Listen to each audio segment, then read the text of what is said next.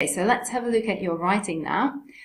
Well, first of all, I can see 1, 2, 3 paragraphs. Okay, so this is not really ideal when I look at it, and also it stands out that this last one is very short. For example, okay, it's only a line and a half.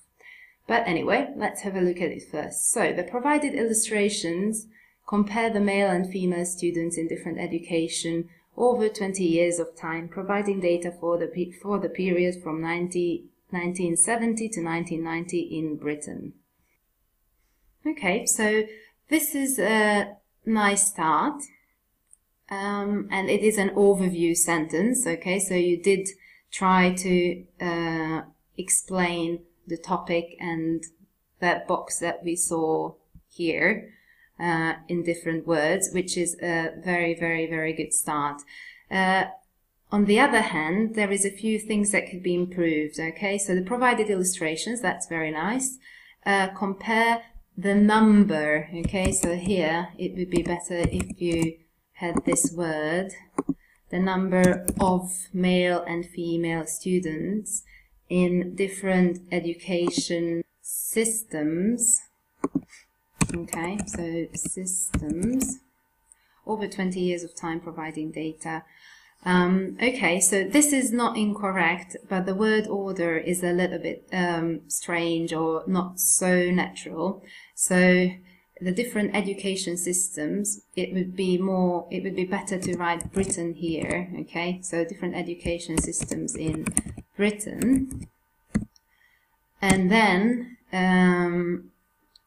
I would say providing data for a 20-year period between 1970 and 1990, or from 1970 to 1990.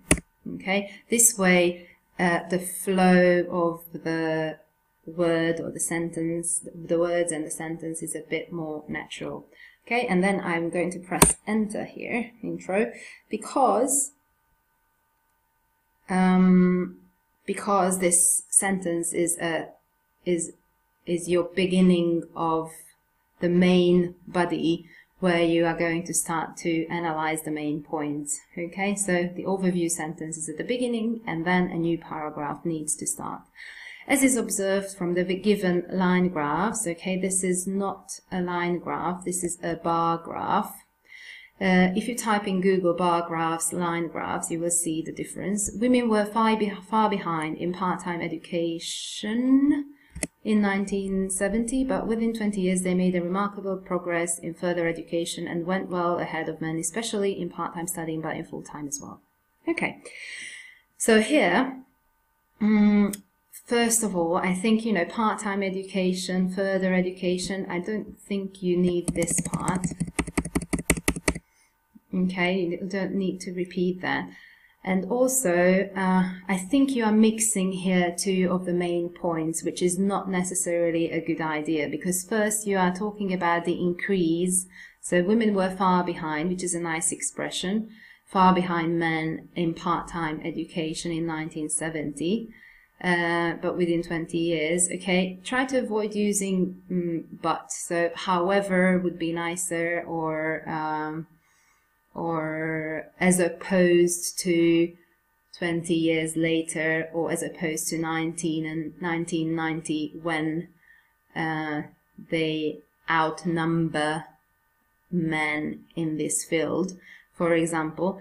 Okay, so here you're talking about the point which is about part-time increase in the female sector, and also you started talking about the number of female students. So I think it would be better to separate the huge increase in part-time education for women as opposed to the fluctuation of the number of male students, like we saw here. Okay, so this is one of my points, this increase and this fluctuation. And then the other point can be that the number of women is much higher now as opposed to the 1970s in both types of education. Okay, so that's a different point. I have 5 seconds left from this first recording, so now I'm going to stop